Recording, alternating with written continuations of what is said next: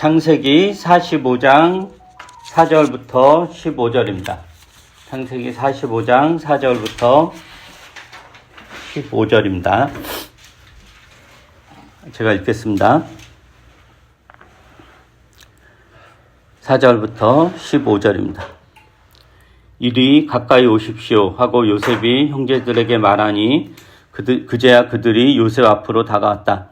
내가 형님들이 이집트로 팔아넘긴 그 아우입니다. 그러나 이제는 걱정하지 마십시오. 자책하지도 마십시오. 형님들이 나를 이곳에 팔아넘기긴 하였습니다만 그것은 하나님이 형님들보다 앞서서 나를 여기에 보내셔서 우리의 목숨을 살려주시려고 그렇게 하신 것입니다. 이 땅이 흉년이 든 지 이태가 됩니다. 앞으로도 5해 동안은 밭을 갈지도 못하고 거두지도 못합니다.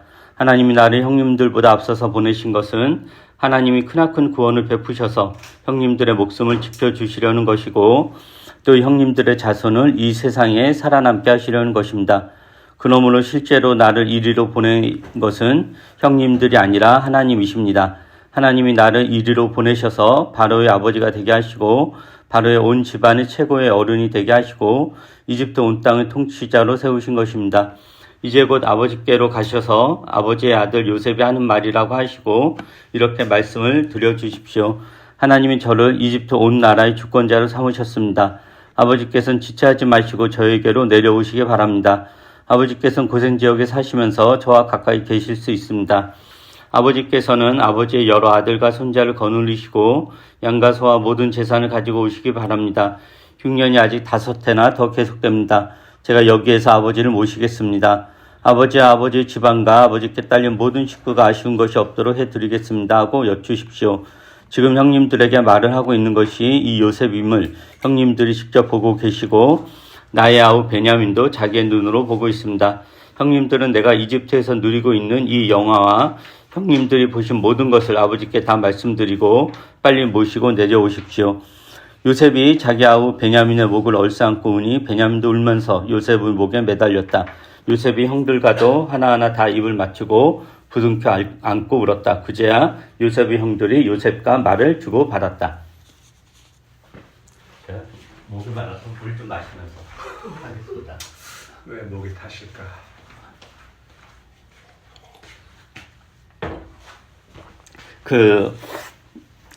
여러분 스티븐 브래드버리라는 호주 그러니까 쇼트트랙 선수가 있습니다.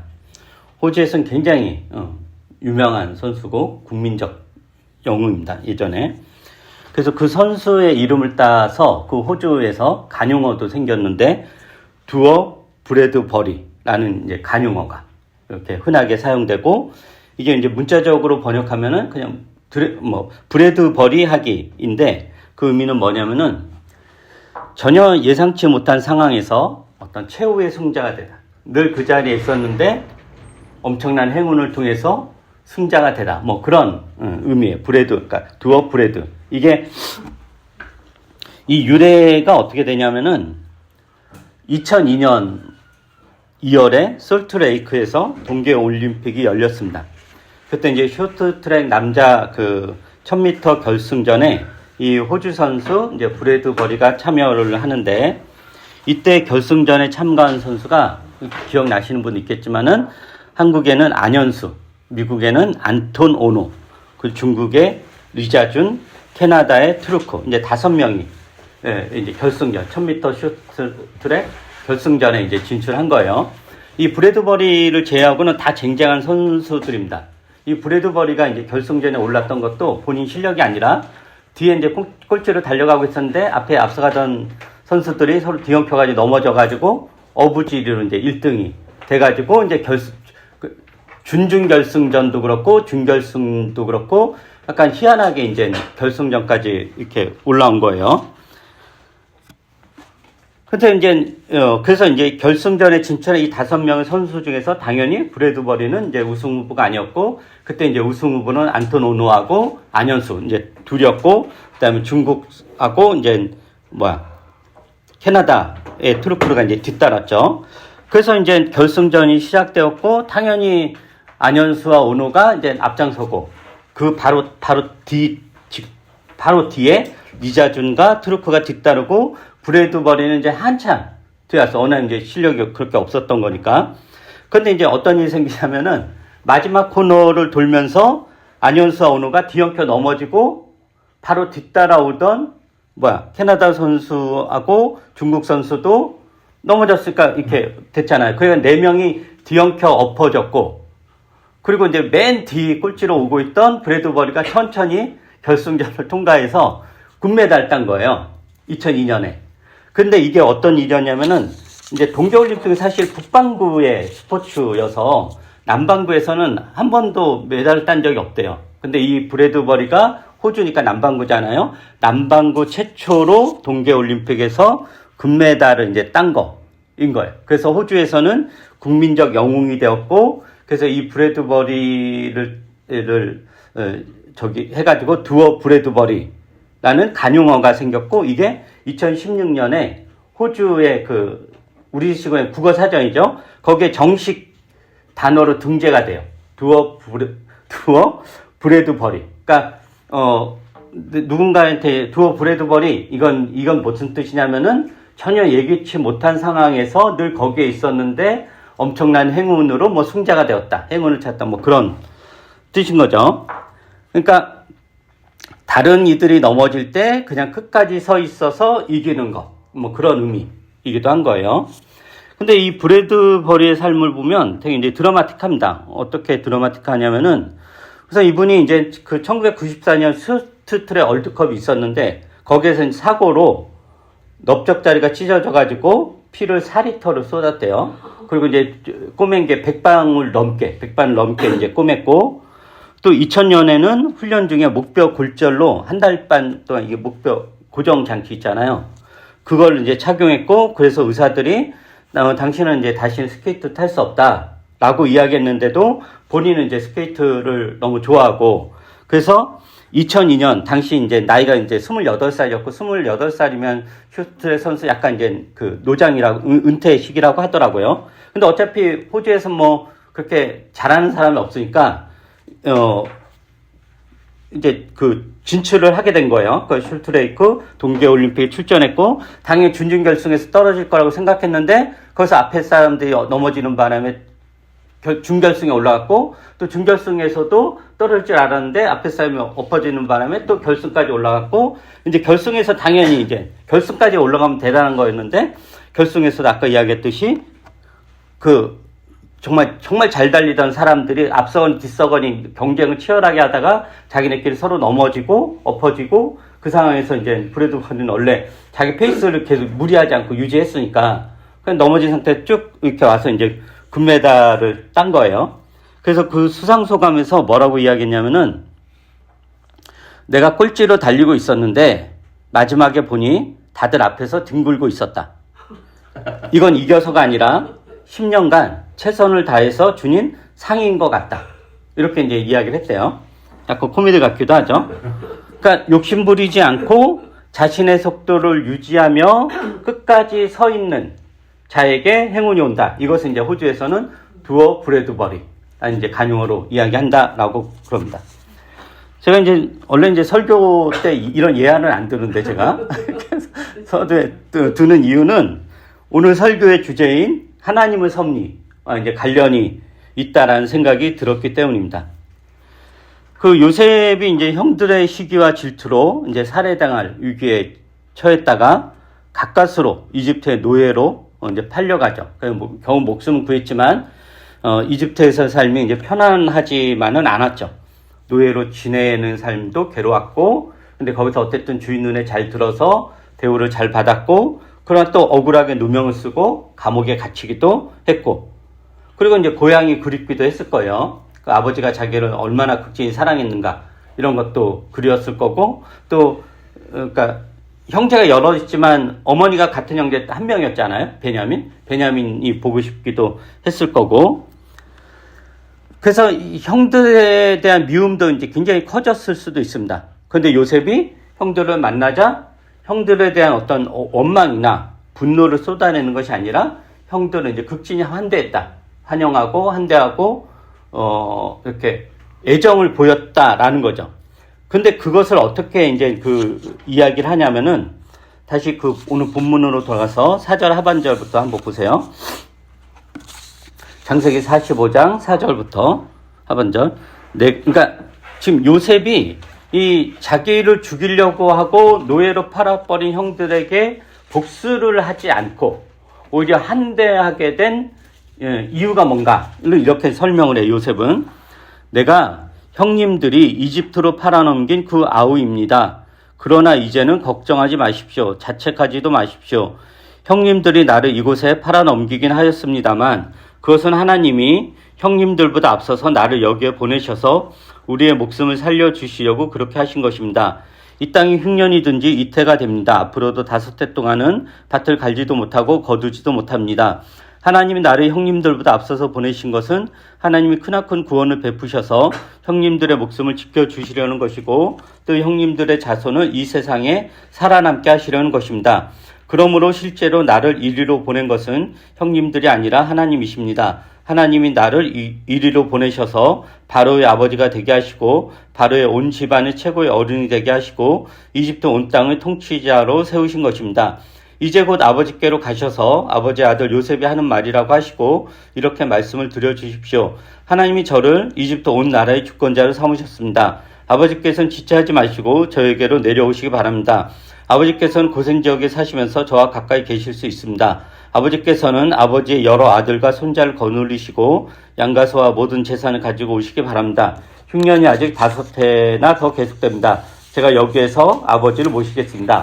아버지와 아버지의 집안과 아버지에게 딸린 모든 식구가 아쉬울 것이 없도록 해드리겠습니다. 하고 여쭈십시오. 지금 형님들에게 말을 하고 있는 것이 이 요셉임을 형님들이 직접 보고 계시고 나의 아우 베냐민도 자기의 눈으로 보고 있습니다. 형님들은 내가 이집트에서 누리고 있는 이 영화와 형님들이 보신 모든 것을 아버지께 다 말씀드리고 빨리 모시고 내려오십시오. 그러니까 요셉이 어떻게 이야기하죠? 자기가 이집트의 노예로 팔려온 것을 하나님이 하신 일로 이야기합니다. 하나님이 하신 일로. 자기가 팔려올 때는 몰랐죠. 이집트에 노예 생활할 때는 몰랐는데 나중에 지금 일이 이렇게 진행된 것을 보니까 하나님이 하신 일이다라는 거죠. 그렇다고 해서 형들의 행동이 정당화되는 것은 아닙니다. 그죠? 형들의 행동은 악한 거예요. 그건 그대로 악한 건데 그 형들이 요셉을 이집트로 팔아넘긴 그 악한 일을 또 요셉은 사후적으로 하나님이 이렇게 하셨구나 라고 이야기한단 말이에요.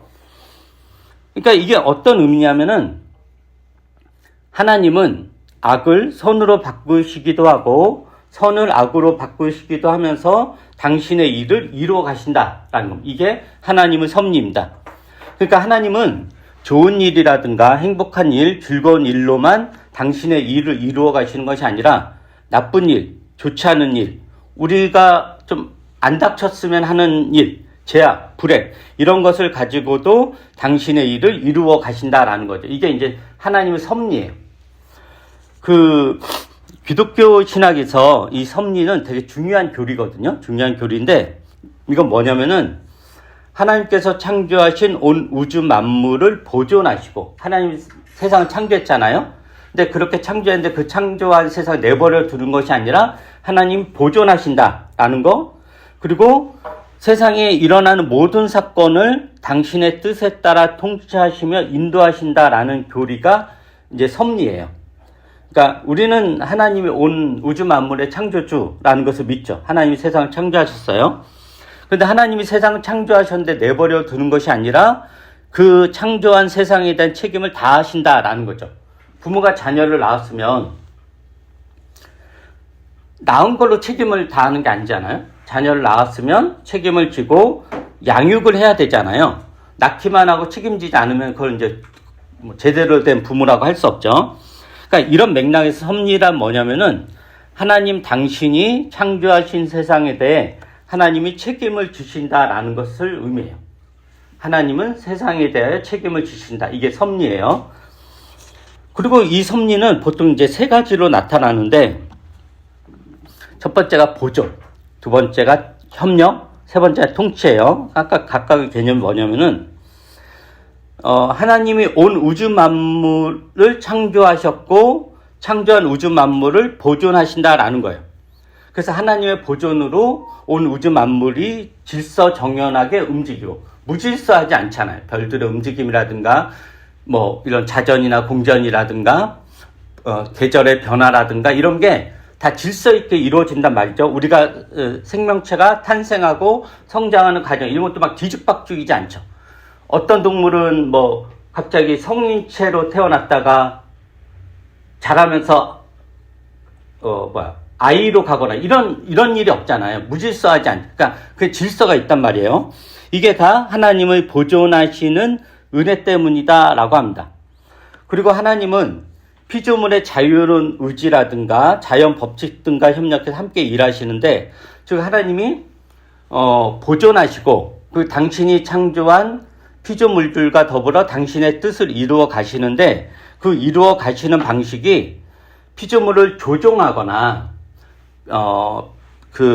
어떤 컴퓨터에 우리가 프로그램 넣어서 이렇게 돌리듯이 자동적으로 움직이는 방식으로 피조물을 대하지 않습니다.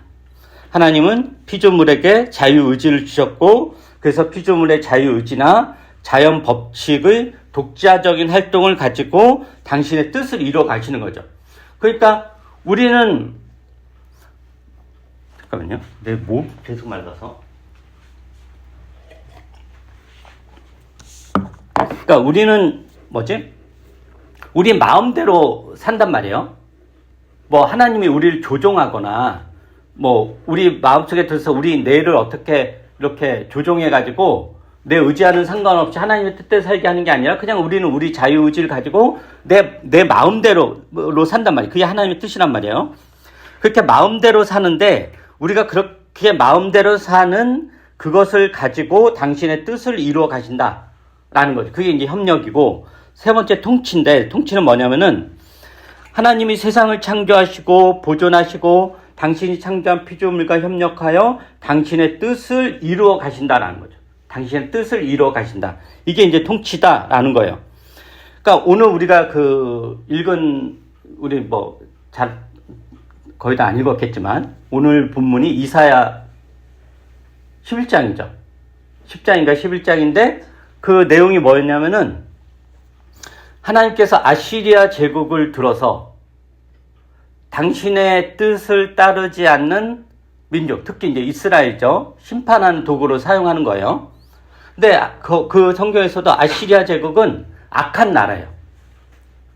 굉장히 잔악한 나라고 되게 불의한 나라고, 근데 하나님께서 그래서 그 아시리아 제국이 그 영토를 넓히려고 이스라엘을 침략하고 이스라엘을 멸망시키고 수많은 사람들 다 죽이죠.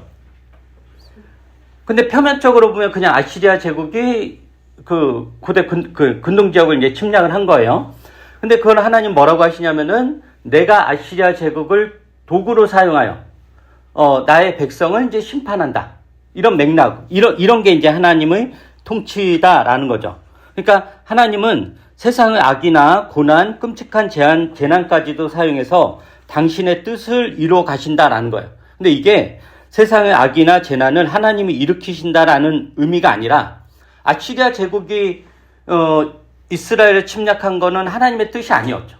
그건 그냥 그들이 악해서 이제 영토를 넓히려고 그걸 한 거예요. 근데 사후적으로 하나님은 그걸 이용해서 당신의 백성을 정화시켜 나가신다라는 거죠.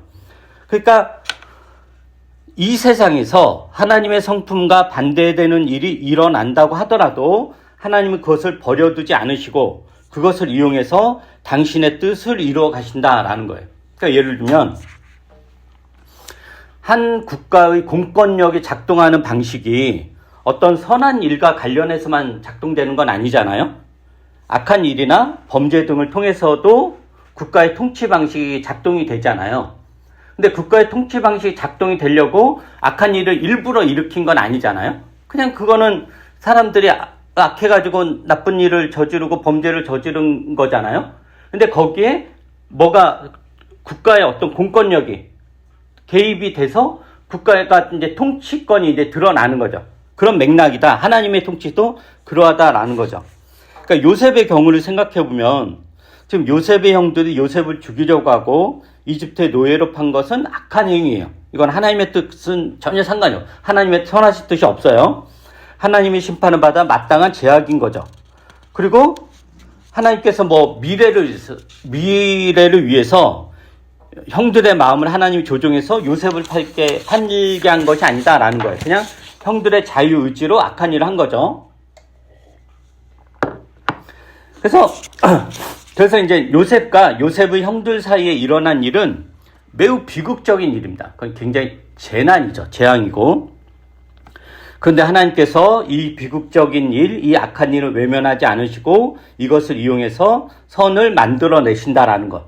그래서 요셉이 자기 인생에 일어난 일을 통해서 하나님의 섭리에 대한 안목이 생긴 겁니다. 그러니까 이 1년에 수십 년간 이 사건을 겪기 전까지 요셉에게 하나님에 대한 거는 신앙이란 뭐냐? 하나님 나에게 좋은 것을 해주시는 분, 좋은 일만 해주시는 분, 하나님 나를 행복하게만 해주시는 분, 이랬다라면은 이런 일련의 사건을, 그리고 자기가 노예로 팔려가고 형들이 자기를 죽이려고 이게 하나님의 부재라든가 하나님이 없다라든가 하나님 나를 버렸구나 이렇게도 해석했을 법한데, 이런 여러 가지 수십 년의 이 신앙 여정을 통해서 어떤 거를 이제 알게 되는 거냐면은 하나님은 비극적인 일, 악한 일도 외면하지 않으시고 그것을 이용해서 선을 만들어내시는 분이구나.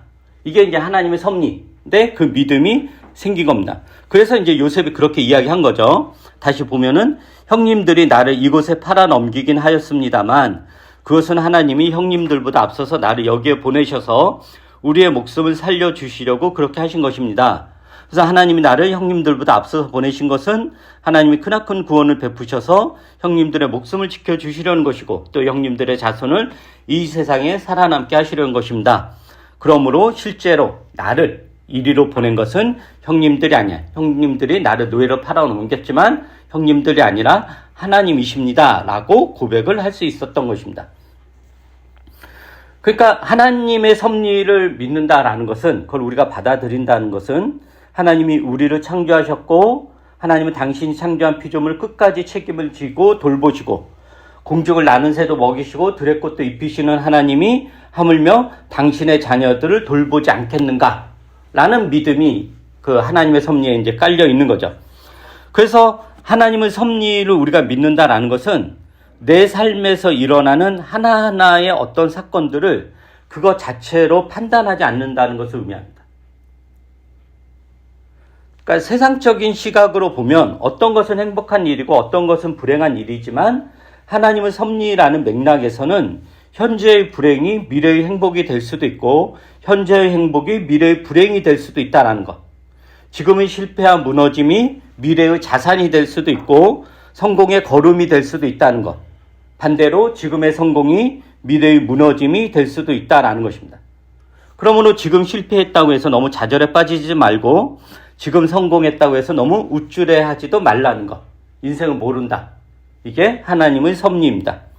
그러니까 하나님의 섭리를 믿는다라는 것은 미래를 정확히 아는 것이 아니라 하나님이 모든 것을 협력하여 우리 인생의 선을 이루어내신다라는 것을 믿는 것이고 결국 그것은 하나님에게 내 인생을 맡긴다라는 것을 의미합니다. 흔하게 우리가 그럼 하나님이 알아서 하시겠지. 하나님이 어련히 알아서 하시겠지. 라는 그 믿음입니다. 그러기에 하나님의 섭리를 믿는다는 것은 우리가 미래를 알지 않아도 걱정이나 불안 등이 생기지 않는다라는 것을 의미합니다. 우리는 살면서 여러 가지 걱정과 불안이 있잖아요. 되게 많죠. 저도 그렇고. 근데 이제 대부분 사람들이 그 걱정과 불안을 어떻게 해결하려고 그래요? 미래를 미리 아는 것으로 해결하려고 하잖아요. 그죠? 그래서 무당이나 점쟁이를 이제 찾아가기도 하고, 그 미래를 빨리 어떻게든 예측도 하려고 하고 그런단 말이에요. 근데 하나님의 섭리를 믿는다는 것은 미래를 몰라도 불안하지 않는다. 왜냐하면 하나님이 다 알아서 하시기 때문이다. 즉 다른 말로 하면 하나님께서 모든 것을 협력해서 선을 이루어내시기 때문입니다. 그렇다면 이제 우리가 어떻게 살아야 될까? 이런 맥락에서 하나님의 섭리를 믿는 백성으로서 어떻게 살아야 될까라는 거예요. 아까 초반에 이제 제가 브래드버리 이야기를 했어요. 이 브래드버리의 삶이 주는 교훈은 뭐냐면은 상황이 어찌 되든지 간에 그는 꾸준하게 그의 할 일을 했다는 것입니다. 이기든 지든 앞서가든 뒤서가든 상관없이 그는 그의 할 일을 꾸준히 했다라는 것. 그래서 그가 남반구 최초로 동계올림픽에서 금메달을 땄다는 것은 그리 중요한 것이 아닐지 모릅니다. 그것은 그의 삶이 헛되지 않았다는 사후적 증거에 불과한 거죠. 그러니까 신앙이란 뭐냐? 무슨 보상에 따라 움직이는 것이 아닙니다. 보상이 있든지 없든지 간에 상관없이 하나님이 지금 나의 소원을 들어주든지 아니든지 상관없이 꾸준하게 하나님을 믿고 하나님의 뜻을 찾고 하나님의 뜻대로 사는 것입니다. 요셉이 보디발의 아내가 유혹을 할 때 단호하게 거절했잖아요. 단호하게 거절한 이유가 자기가 나중에 이집트 총리가 될 거를 알고 그 미래를 알고 거절한 게 아니잖아요. 그냥 왜 거절했어요? 그냥 그것이 옳지 않기 때문에 거절한 거예요. 자기를 믿고 집안을 총괄하라는 자리를 맡겨준 보디발을 배신하는 거였기 때문에 거절한 거죠. 그러니까 유혹을 거절할 때도 유불리 따지지 않아요. 그것이 옳지 않기 때문에 거절한 것입니다. 즉 미래가 보이지 않아도 미래가 불투명해도 그것이 옳기에 행동을 옮기는 것. 이게 하나님의 섭리를 믿고 받아들이는 신앙입니다.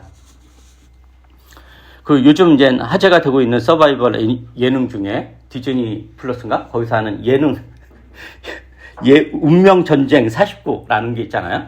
전 디즈니가 없어가지고 그 보지 말고 이제 짤로 많이 돌아다니잖아요.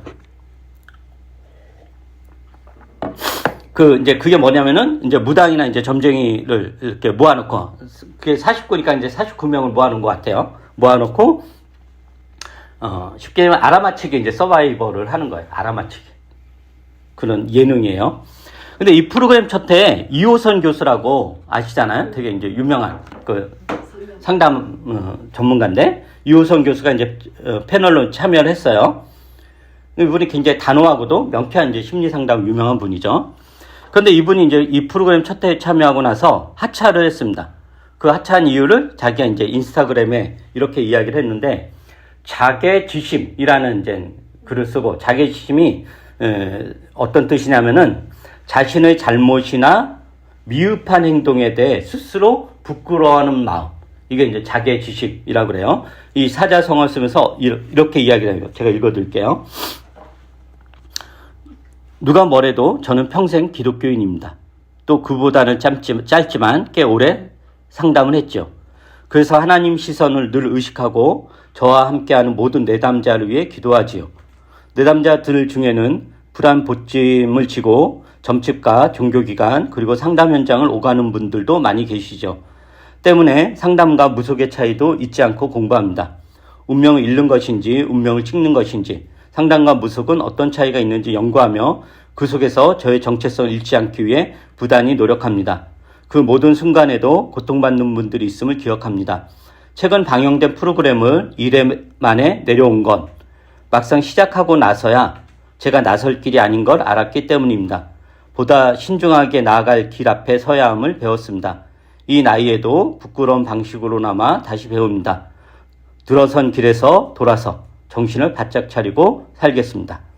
그러니까 이분이 이제 굉장히 신실한 이제 기독교인이에요. 그렇다고 해서 이분의 상담이 기독교 상담은 전혀 아니에요. 그러니까 굉장히 용기 있는 선택이죠. 이게 쉽지 않은. 그러니까 그렇게 가다가도 아니다라고 할 때 그것을 인정하고 돌이키는 거 이게 쉬운 일 아닙니다. 대부분 사람들은 그냥 가요. 그냥 간단 말이에요. 자기 잘못 인정하기도 싫고. 근데 유불리를 떠나서 미래에 어떻게 될까를 고민하지 않고 지금 옳지 않기에 멈추고 하지 않는 것. 혹은 지금 옳기에 실천하고 행동을 옮기는 것. 이것이 신앙인 것입니다. 그래서 여러분의 신앙과 삶을 돌아보십시오. 모든 것을 협력하여 선을 이루신다는 하나님의 섭리는 단순히 우리를 위로하는 것으로만 그치는 것이 아니라 오히려 세상을 담대하게 하나님의 뜻을 용기 있게 실천할 수 있는 힘이 됩니다. 모든 것을 협력하여 선을 이루시는 그 하나님 믿는다면 우리가 지금 어떤 상황, 어떤 처지에 처하더라도 좌절할 이유가 없을 것입니다.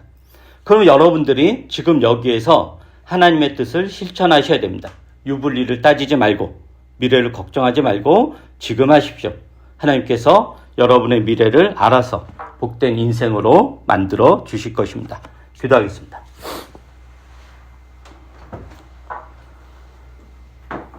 거룩하신 우리 주 하나님, 주님은 우리를 창조하시고 우리를 세상에 내어놓으시고 우리를 자녀 삼으시며 끝까지 우리 인생에 책임을 지시고 우리를 인도해 가십니다.